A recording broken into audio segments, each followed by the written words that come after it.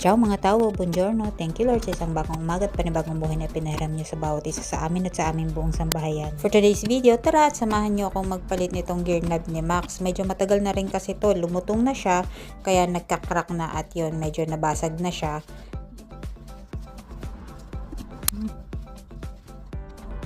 Yun, natanggal ko na siya.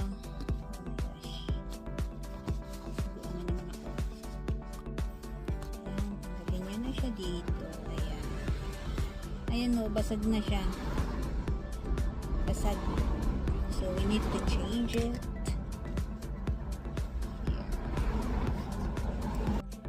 Sobrang tagal ko inantay ang delivery nito, kaya nung dumating siya, gusto ko na siyang ikabit agad-agad.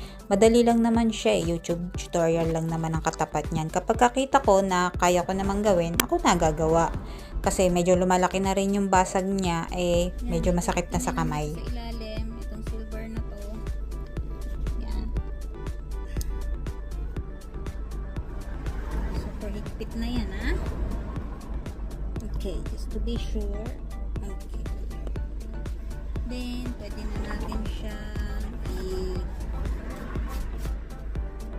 ibalik.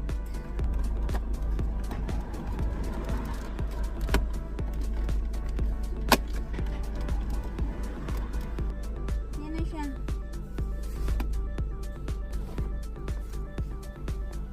Yan. Yay!